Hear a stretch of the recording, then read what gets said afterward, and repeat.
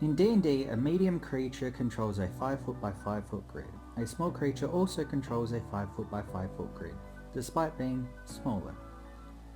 As you can see, a creature's size category does not accurately represent the creature's size. With this in mind, you can see how most of this build is going to be up for interpretation, of which the DM gets the final say. But let's continue. For this build, start by choosing someone small. I've chosen a 3 foot tall kobold named Tiny Tim. Next we throw the second level spell Enlarge Reduce into the mix. When reduced, we are 1.5 feet tall and control an area of 1.5 by 1.5 feet. We are considered size tiny. When enlarged, we are 6 feet tall and control an area of 5 feet by 5 feet. We are considered size medium. From here, take 3 levels of Sorcerer with the Giant Soul Hill Giant subclass from Unearthed Arcana. You'll get the Enlarge Reduce spell for free as part of the Mark of Ordning ability. Make sure your stats are like so that we can multiclass into Ranger. So far we can go from tiny to small to medium. So of course our next step is to want to become large. To do this, get 3 levels of Ranger in the Primeval Guardian Conclave, also from Unearthed Arcana.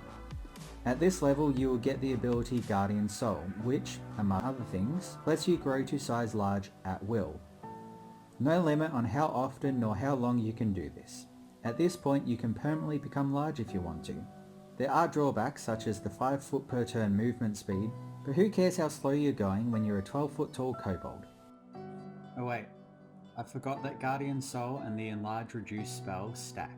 So once again we are doubling in size from 12 feet to 24 feet, and going up one size category, from large to huge, allowing you to control an area of 15 feet by 15 feet. At player level 17, 14 levels of Sorcerer, 3 levels of Ranger, you get another ability, Rage of Fallen Astoria. As you might have guessed, this allows us to grow another size level. Assuming we strictly followed rules as written before, we should now be going from size huge, 15 by 15 feet, to size gargantuan, 20 feet by 20 feet. If the increase in vertical height is proportional to the increase in area controlled, our height has grown by 33%, from 24 feet tall to 32 feet tall. However, if our increase in height follows the precedent set by Enlarge Reduce, our height has doubled, from 24 feet tall to 48 feet tall. Our 3 foot tall kobold can now become a 48 foot tall Godzilla. And if you think that was impressive, just wait until I tell you about the economy of action. Outside of battle, use a preparation turn. Use Enlarge Reduce on yourself to go from small to tiny. If desired, you can use meta magic to increase the duration of the spell as required.